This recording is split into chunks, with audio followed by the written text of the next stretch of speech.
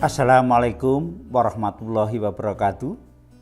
Perkenalkan, nama saya Emut Khairi dari Universitas Negeri Yogyakarta. Saudara sekalian, pada kesempatan yang baik ini akan kita bahas masalah turunan suatu fungsi. Karena luasnya cakupan tentang turunan suatu fungsi, maka pembahasan turunan fungsi kita bagi menjadi dua, yaitu yang pertama materi tentang turunan fungsi yang pertama, kemudian nanti dilanjutkan dengan turunan fungsi yang kedua, khususnya pada aplikasi turunan suatu fungsi. Pada pembahasan turunan fungsi yang pertama, nanti kita akan bahas tentang konsep laju perubahan rata-rata, kemudian laju perubahan sesaat, baru nanti kita masuk pada konsep definisi turunan suatu fungsi, kemudian beberapa rumus turunan fungsi dari fungsi-fungsi yang kompleks, baik nanti kita menggunakan aturan rumus maupun aturan aljabar. Baik, mari kita bahas materi yang pertama, yaitu turunan suatu fungsi. Saudara sekalian, kita sudah biasa mendengar kata laju dalam kehidupan sehari-hari kita. Misalkan laju pertumbuhan ekonomi, laju pertumbuhan penduduk, atau laju inflasi, atau laju kendaraan. Nah, kata laju dalam konteks bahasa matematik berbeda dengan yang kita dengar dalam keseharian. Nah, laju dalam matematik di sini adalah besarnya kecepatan suatu benda atau kendaraan dari posisi yang pertama ke posisi yang kedua.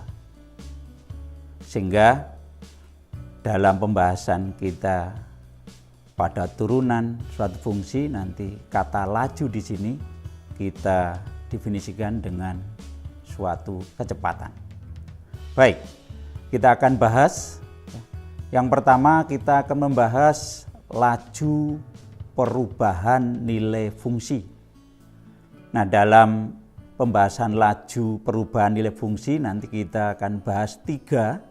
Yang pertama adalah laju perubahan rata-rata, kemudian nanti laju perubahan rata-rata suatu fungsi, kemudian nanti laju perubahan kecepatan sesaat. Baik, kita bahas yang pertama dulu, yaitu laju perubahan rata-rata. Nah, kita akan coba menjelaskan seperti apa laju perubahan rata-rata itu. Ya, kita berikan suatu ilustrasi atau suatu contoh yang mungkin Bapak, Ibu, atau saudara sekalian biasa ya membaca atau menyampaikan ketika mengajar. Jadi misalkan seorang siswa yang dia itu setiap berangkat ke sekolah, dari rumahnya ke sekolahnya itu berjarak 15 km, kemudian dia menggunakan sepeda motor. Nah, kemudian dia berusaha setiap saat dari menit ke menitnya itu dia melihat pada sepeda motornya itu, khususnya pada speedometernya, sehingga dia mengetahui berapa cepat kecepatan kendaraan yang dia naiki. Nah, ternyata dia mengambil setiap 5 menit untuk melihat jarak yang ditempuh oleh sepeda motornya. Nah, kita coba buat grafiknya ya. Dari grafik di sini sumbu X-nya adalah mewakili adalah waktu atau kita ambil T. Kemudian sumbu vertikalnya kita beri dengan jarak yang ditempuh yaitu S di sini ya gitu. Sehingga S di sini adalah fungsi dari waktu. Kemudian dari rumah siswa tadi berangkat pukul 6. Nah, kemudian dari pukul 6 sampai 6:05 menit dia coba untuk melihat menghitung jarak yang ditempuh. Kemudian 5 menit berikutnya tepatnya pada pukul 6:10 kemudian dia juga melihat ya, jarak yang ditempuh sampai akhirnya dia sampai sekolahan yang berjarak 15 km tadi ternyata ditempuh dalam waktu 30 menit. Ya, 30 menit. Sehingga ya, dari rumah sampai ke sekolahan itu berjarak 15 km ditempuh dalam waktu 30 menit. Nah, kita ketahui bahwa 30 menit itu adalah setengah jam atau 0,5 jam. Maka dari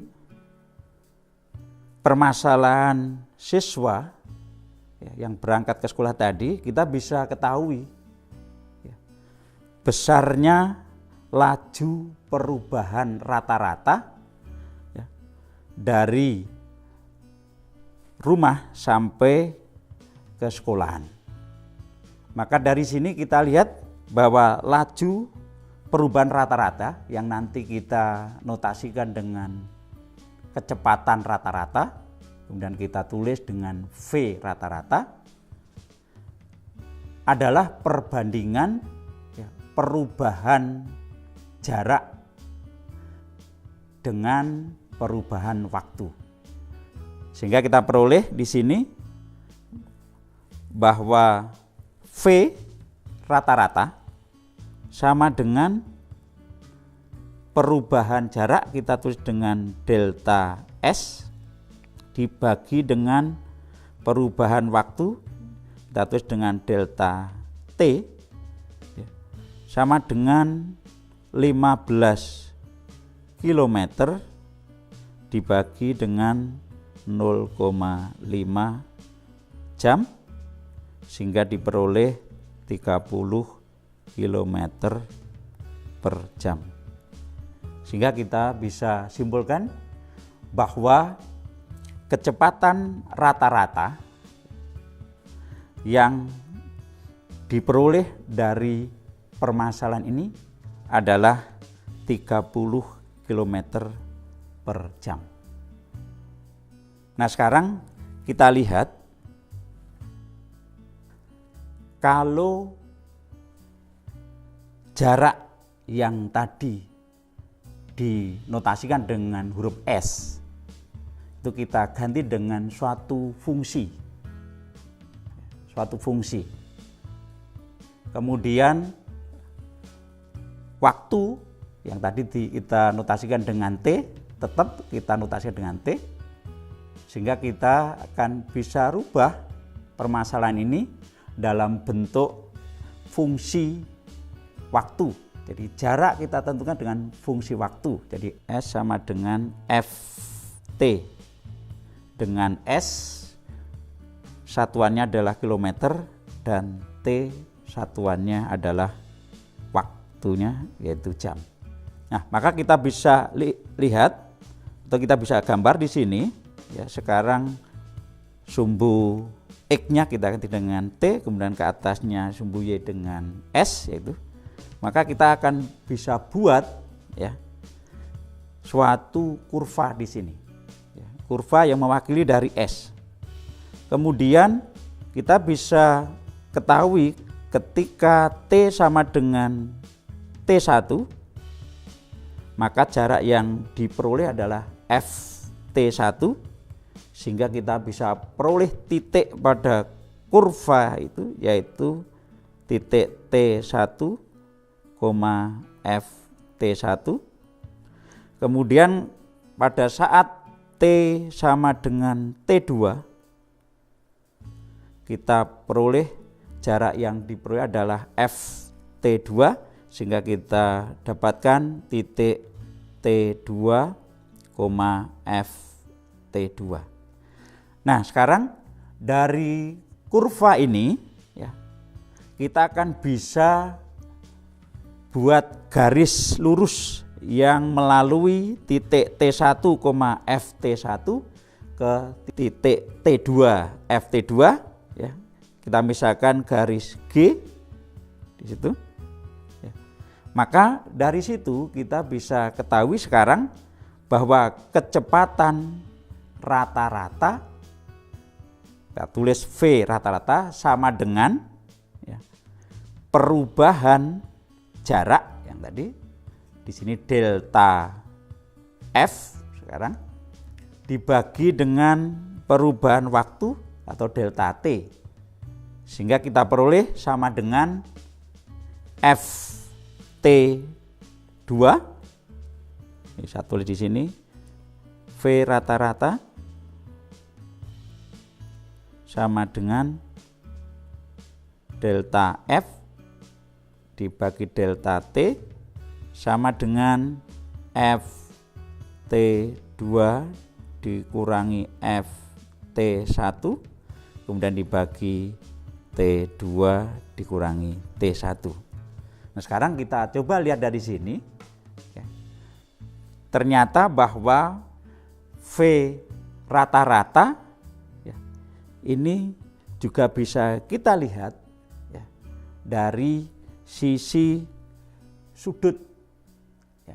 Jadi kalau nanti kita lihat atau kita buat suatu sudut yang dibentuk oleh garis G dengan sumbu positif T di sini, kita misalkan di situ adalah alfa, maka bisa kita ketahui besarnya kecepatan rata-rata bisa kita hitung dengan yang pertama adalah FT2 min FT1 dibagi T2 min T1. Bisa juga kalau kita lihat dari trigonometri dengan sudut alfa tadi, ternyata bahwa FT2 min FT1 itu adalah sisi tegak di depan sudut alfa, dan T2 min T1 ternyata adalah sudut yang atau sisi yang mendatar dari sudut alfa. Dengan kata lain bahwa V rata-rata sama dengan tangen alfa. Nah, oleh sebab itu dari kesimpulan ini maka kecepatan rata-rata atau V rata-rata ya, yang biasa nanti juga disebut sebagai koefisien arah garis G dalam konteks ini bisa dihitung juga sebagai tangen dari alfa. Baik saudara, kita lanjutkan dengan memperumum. Kalau tadi sebagai fungsi jarak, nah sekarang kita lihat di nilai dari suatu fungsi. Jadi laju perubahan rata-rata nilai suatu fungsi. Langsung ke definisinya saja. Jadi misalkan diketahui fungsi Y sama dengan Fx, maka laju perubahan rata-rata fungsi Y sama dengan Fx dalam interval tertutup X1 lebih kecil atau sama dengan X lebih kecil atau sama dengan X2 adalah delta Y dibagi dengan delta X sama dengan Fx2 dikurangi Fx1 dibagi X2 min X1. Dengan catatan di sini ya, bahwa X2 dan X1 itu tidak sama, sehingga tidak sama dengan 0 kalau X2 dikurangi X1. Kemudian kadang-kadang juga nanti dalam penulisan itu bahwa delta Y dibagi delta X itu disebut dengan koefisien kemiringan atau biasa disebut dengan gradien ya, dari garis lurus G ya, yang menghubungkan titik X1, Fx1 ke titik X2, Fx2. Sehingga kadang-kadang disebut sebagai gradien ya, nilai dari pembagian delta Y dibagi delta X. Nah, kemudian untuk biar kita lebih paham ya, tentang konsep laju perubahan rata-rata suatu fungsi ini, mari kita bahas satu contoh ya, yang sederhana. Jadi misalkan sebuah benda ya, bergerak sehingga jarak benda sebagai fungsi waktu yang ditentukan oleh rumus ST sama dengan 5T ditambah 3 dengan S dalam meter dan T dalam detik. Kemudian tentukan kecepatan rata-rata gerak benda tersebut dalam interval 1 lebih kecil atau sama dengan T lebih kecil atau sama dengan 5. Nah, kita akan jawab contoh ini. Jadi diketahui di sini ST sama dengan 5T plus 3. Kemudian pada saat T sama dengan 1, maka S1 diperoleh 5 kali 1 ditambah 3. Jadi kita peroleh 8. Kemudian pada saat T sama dengan 5 diperoleh S5, sehingga 5 kali 5 ditambah 3 sama dengan 28. Maka kita akan peroleh kecepatan rata-rata dari T sama dengan 1 ke T sama dengan 5, sehingga dengan kita tulis yaitu V rata-rata sama dengan delta, di sini adalah delta S ya, dibagi dengan delta T, sehingga diperoleh sama dengan 28 dikurangi 8 dibagi 5 dikurangi 1, sehingga diperoleh 20 dibagi 4 sama dengan 5. Nah, 5 di sini satuannya adalah meter per detik. Meter per detik. Baik, kemudian kita akan coba untuk lebih memfokuskan di mana di sini tidak pada laju perubahan rata-rata, karena kita tahu ketika kita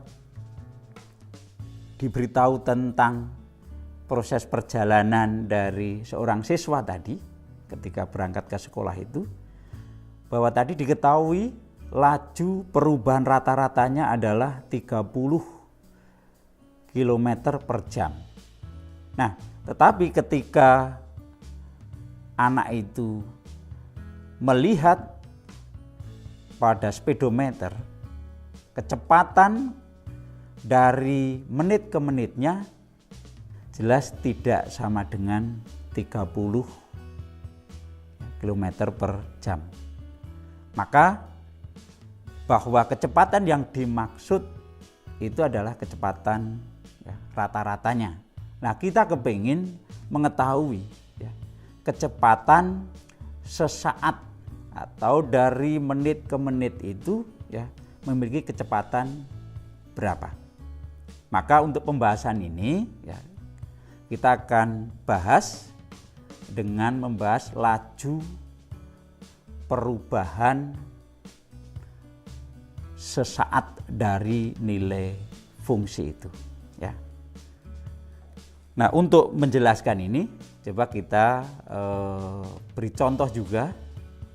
Jadi misalkan suatu benda ya, jatuh secara lurus gitu, ditentukan dengan rumus ST sama dengan 10T dengan S dalam satuan meter, kemudian T dalam satuan detik. Nah, kalau kita kemudian kepingin mengetahui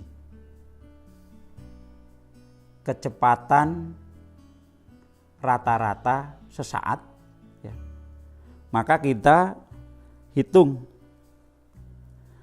Misalkan pada T sama dengan 1, kita peroleh bahwa S1 sama dengan 10 kali 1 yaitu 10 meter.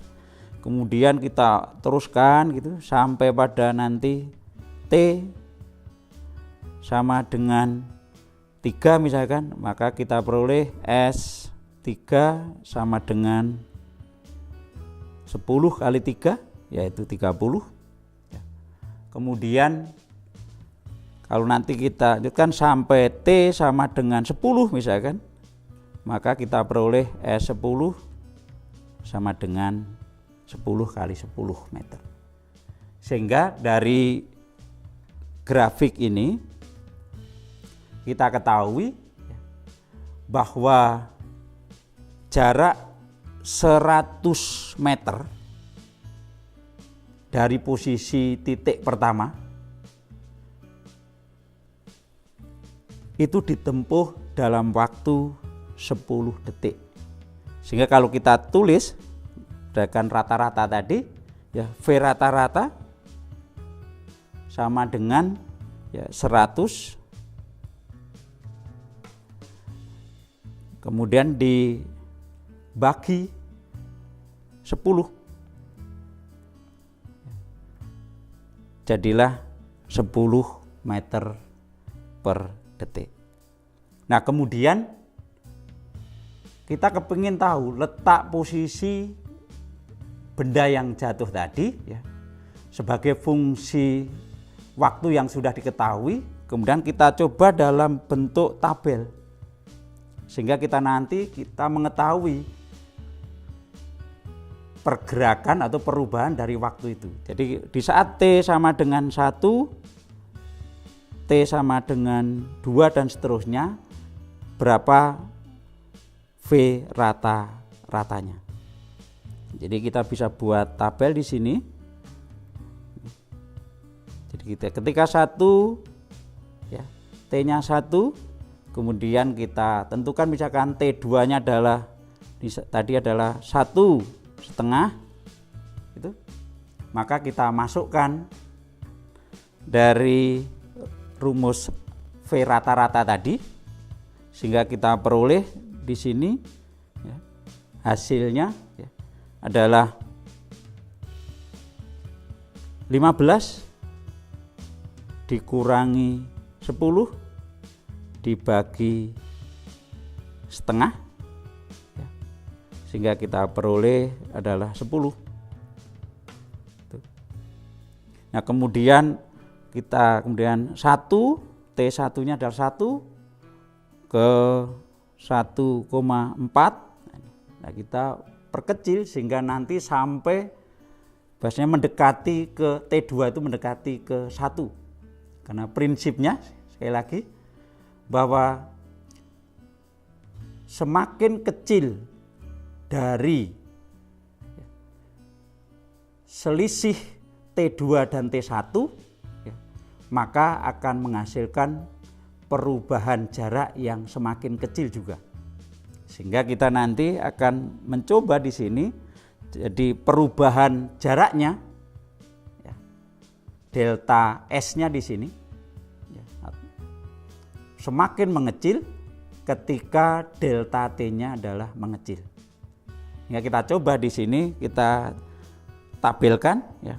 Misalkan kita isi dengan 1,4 tadi. T1 sama dengan 1, T2 sama dengan 1,4, terus dimasukkan sehingga kita peroleh 14 dikurangi 10 dibagi 0,4. Nah, gitu.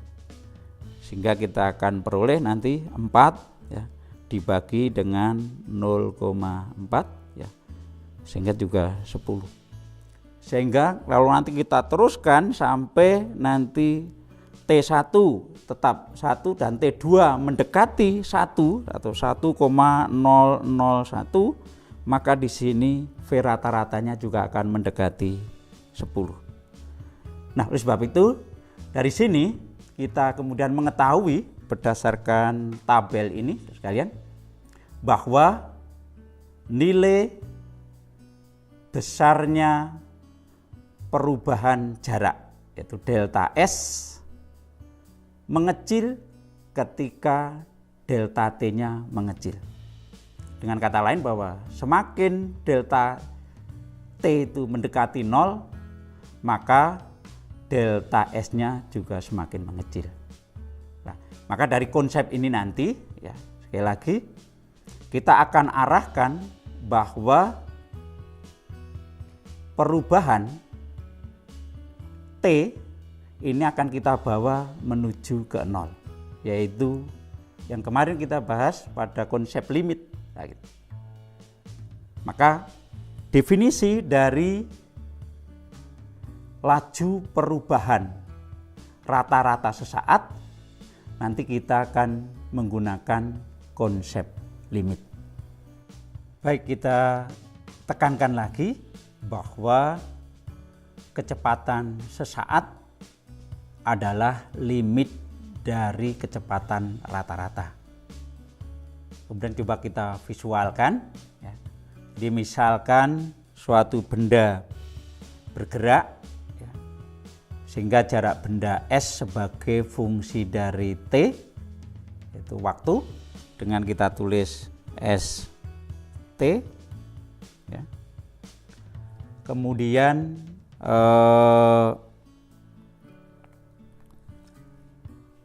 posisi di saat T sama dengan T1, maka S T1, kemudian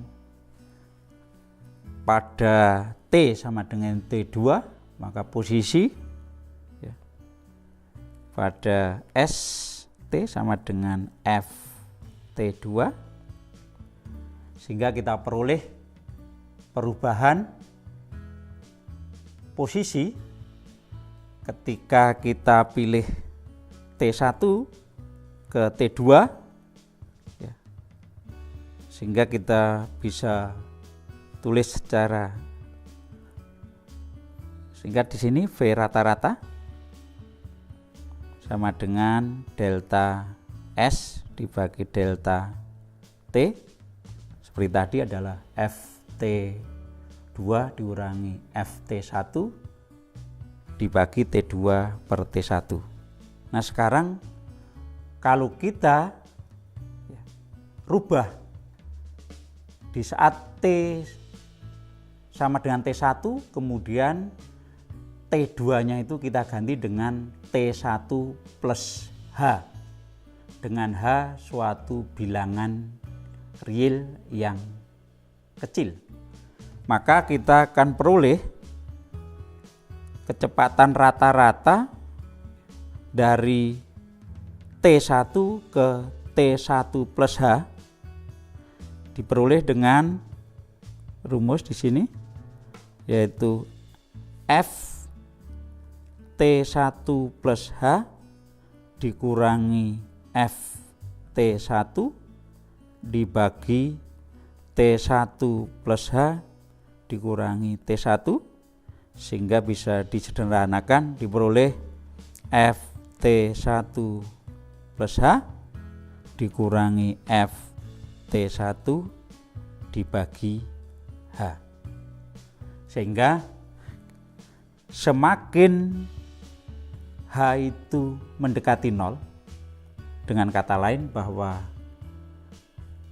semakin T1 plus H menuju pada T, maka nilai dari V rata-rata menuju ke nilai V sesaat. Sehingga kita bisa tulis sekarang bahwa V sesaat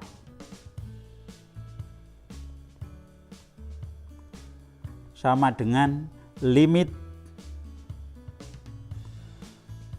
dari Ft plus H dikurangi Ft dibagi H untuk H mendekati 0.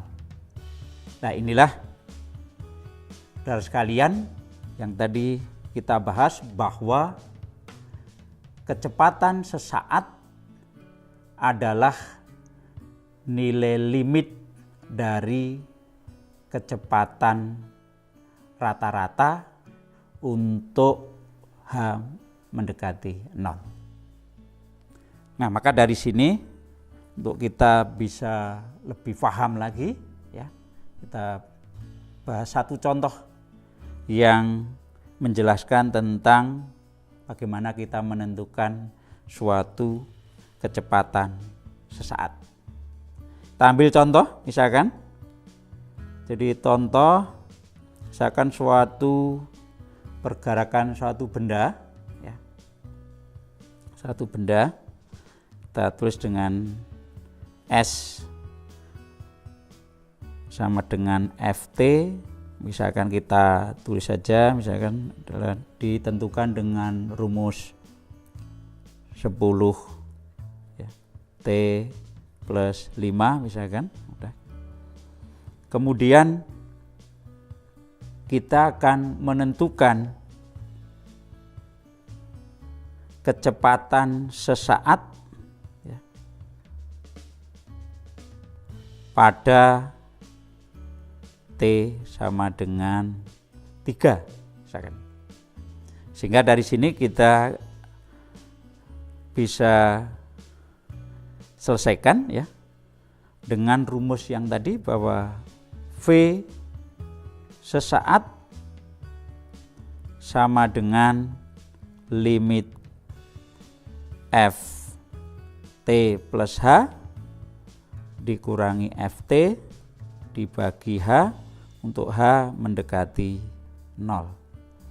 Yang pertama kali kita hitung dulu, kalau S tadi sama dengan Ft didefinisikan sama dengan 10T plus 5, maka kita peroleh Ft plus H sama dengan 10 kali T plus H ditambah 5, maka kita akan langsung peroleh adalah 10T ditambah 10H ditambah 5 ya. Sehingga kita peroleh nanti nilai dari kecepatan sesaat yaitu limit Ft plus H dikurangi Ft dibagi H untuk H mendekati 0. Kemudian kita masukkan nilai tadi, berarti limit 10T ditambah 10H ditambah 5 dikurangi 10T dikurangi 5 kemudian dibagi H. Sehingga kita bisa coret 10T-nya dan 5-nya sehingga diperoleh sama dengan limit 10H dibagi H sehingga sama dengan limit, jadi kita tulis V rata-rata sama dengan limit H mendekati 0 dari 10H dibagi H, hanya kita coret sehingga kita peroleh 10. Sehingga kita peroleh H hasil bahwa kecepatan sesaat pada T sama dengan tadi 3, maka kita hasilkan adalah 10. Ya, 10 yang dimaksud ini tergantung nanti satuan yang diambil. Demikianlah saudara pembahasan materi pada kesempatan ini. Mudah-mudahan bermanfaat. Assalamualaikum warahmatullahi wabarakatuh.